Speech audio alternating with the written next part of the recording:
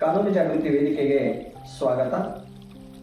ಇವತ್ತಿನ ಈ ಎರಡನೇ ಸಂಚಿಕೆಯಲ್ಲಿ ನಾವು ಇಂಡಿಯನ್ ಕಾಂಟ್ರಾಕ್ಟ್ ಆಕ್ಟ್ ಅಂತ ಹೇಳ್ತೀವಲ್ವ, ಭಾರತೀಯ ಕರಾರು ಅಧಿನಿಯಮ 1872 ಈ ಕಾಯ್ದೆಯ ಬಗ್ಗೆ ತಿಳಿದುಕೊಳ್ಳುವಂಥ ಒಂದು ಪ್ರಯತ್ನವನ್ನು ಮಾಡೋಣ.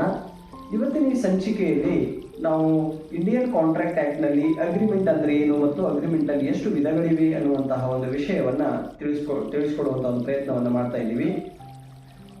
ಇಂಡಿಯನ್ ಕಾಂಟ್ರಾಕ್ಟ್ ಆಕ್ಟ್ ಕಲಂ 2E ಇದೆ ಅಲ್ವಾ, ಸೆಕ್ಷನ್ 2E. ಇದು ಏನಂತ ಹೇಳುತ್ತೆ ಅಂತಂದ್ರೆ ಒಂದು ಅಗ್ರಿಮೆಂಟ್ ಅಂದ್ರೆ ಏನು ಅನ್ನುವಂಥದ್ದು ಹೇಳುತ್ತೆ. ಈ ಕಲಂ ಪ್ರಕಾರ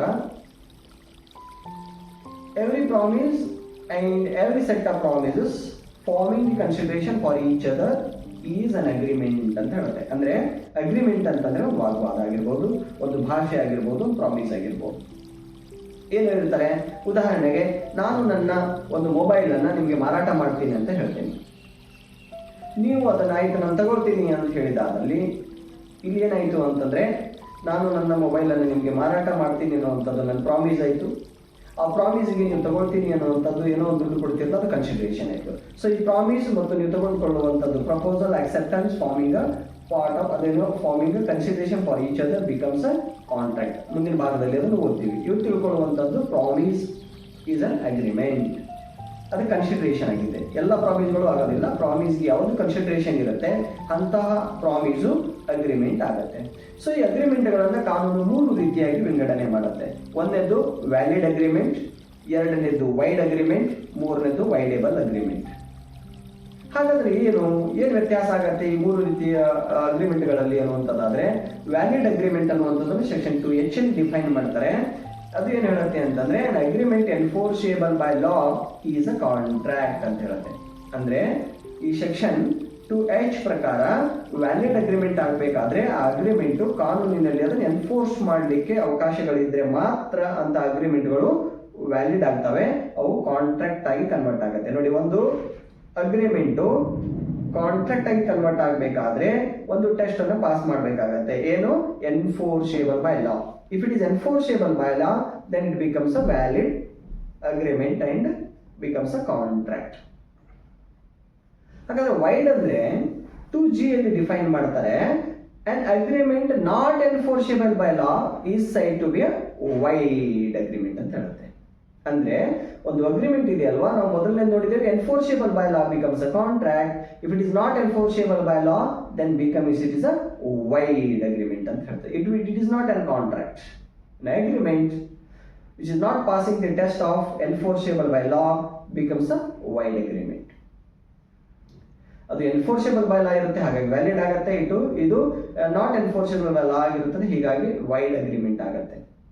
ಈ ವೈಡೇಬಲ್ ಅನ್ನುವಂಥದ್ದು ಎರಡು ವ್ಯಾಲಿಡ್ ವೈಡ್ ಅಗ್ರಿಮೆಂಟ್ ಮಧ್ಯದಲ್ಲಿ ಬರ್ತಕ್ಕಂಥದ್ದು. ಸೆಕ್ಷನ್ 2I ಡಿಫೈನ್ ಮಾಡ್ತಾರೆ. an agreement which is enforceable by law at the option of the one or more of the parties of the contract is a voidable.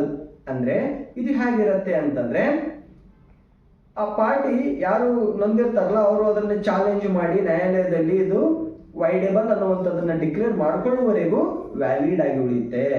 ಒಮ್ಮೆ court ಅದನ್ನ declare ಮಾಡ್ತು ಅಂತಂದ್ರೆ ಅವಾಗ voidable ಆಗುತ್ತೆ, ಅಂದ್ರೆ ಅದನ್ನ ಎನ್ಫೋರ್ಸ್ ಮಾಡ್ಲಿಕ್ಕೆ ಬರೋದಿಲ್ಲ.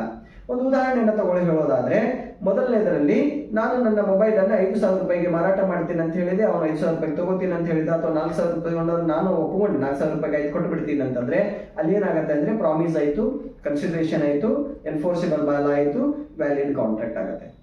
ಅದು ಅಗ್ರಿಮೆಂಟ್ ವ್ಯಾಲಿಡ್ ಆಗುತ್ತೆ, ಅದನ್ನು ಕಾಂಟ್ರಾಕ್ಟ್ ಆಗಿ ಕನ್ವರ್ಟ್ ಆಗುತ್ತೆ. ವೈಡ್ ಹೇಗೆ ಅಂದ್ರೆ, ನಾನು ಒಬ್ಬ ವ್ಯಕ್ತಿಗೆ ಹೇಳ್ತೀನಿ, ನೀನು ಒಬ್ಬ ವ್ಯಕ್ತಿಯನ್ನು ಸಾಯಿಸ್ಬಿಡು, ನನ್ನ ಮೊಬೈಲ್ ನಿನಗೆ ನಾನು ಕೊಡ್ತೀನಿ ಅಂತ ಹೇಳ್ತೀನಿ. ಅವನು ಆ ವ್ಯಕ್ತಿ ಎನ್ಫೋರ್ಸ್ ಮಾಡಕ್ ಹೋಗ್ತಾನೆ, ಅಂದ್ರೆ ಅವನು ಸಾಯಿಸ್ತಾನೆ, ಸಾಯಿಸಿ ಬಂದು ನನ್ನ ಮೊಬೈಲ್ ಕೊಡು, ಅವನು ಸಾಯಿಸಿದ್ದೀನಿ ಅಂತ ಹೇಳ್ತಾನೆ, ನಾನು ಕೊಡೋದಿಲ್ಲ ಅಂತ ಹೇಳ್ತೀನಿ.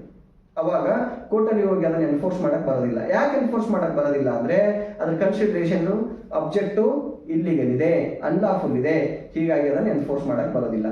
ಅದಕ್ಕೆ ಏನಂತ ಹೇಳಿ ಕರಿತೀವಿ ಅಂತಂದ್ರೆ ವೈಡ್ ಅಗ್ರಿಮೆಂಟ್ ಅಂತ ಕರಿತೀವಿ. ಇದರರ್ಥ ಅದನ್ನ ಕಾನೂನಿನಲ್ಲಿ ನಾವು ಎನ್ಫೋರ್ಸ್ ಮಾಡಕ್ಕೆ ಬರೋದಿಲ್ಲ. ಈ ವೈಡೇಬಲ್ ಹೇಗೆ ಅಂತಂದ್ರೆ, ನಾನು ಮೊಬೈಲ್ ಅನ್ನು ಕೊಡೋ ಮನಸ್ಸಿಲ್ಲ ನನಗೆ, ಬಟ್ ಅವ್ರು ಏನ್ ಮಾಡಿದ್ದಾರೆ ಅಂತಂದ್ರೆ ನನಗೆ ಒತ್ತಾಯ ಮಾಡಿದ್ದಾರೆ, ನನಗೆ ನೀನು ಕೊಡಲೇಬೇಕು, ಇಲ್ಲಾಂದ್ರೆ ನೀನು ಸಾಯಿಸ್ತೀವಿ ಅಂತ ಹೇಳಿದ್ದಾರೆ. ನಾನು ಆಯ್ತು ಯಾಕಪ್ಪ ಸುಮ್ಮನೆ ಜಗಳ ಅಂತ ತಿಳ್ಕೊಂಡು ಏನೋ ಮನಸ್ಸಿಲ್ಲದೇನೆ ಅದನ್ನ ನಾನು 5,000 ರೂಪಾಯಿ ಮಾರಾಟ ಮಾಡ್ಲಿಕ್ಕೆ ಒಪ್ಕೊಂಡಿದ್ದೀನಿ ಅಂತ ಇಟ್ಕೊಳ್ಳೋಣ. ಅದು 10,000 ರೂಪಾಯಿ ಮೊಬೈಲ್ ಇರ್ತದೆ, 5,000 ರೂಪಾಯಿಗೆ ಕೊಡಬೇಕು ಅಂತ ಒತ್ತಾಯ ಮಾಡ್ತಾರೆ, ಕೊಡ್ಲಿಲ್ಲ ಅಂದ್ರೆ ನೀನು ಸಾಯಿಸ್ತೀವಿ ಅಂತಾರೆ, ಹೀಗಾಗಿ ನಾನು ಕೊಟ್ಟುಬಿಟ್ಟಿರ್ತೀನಿ.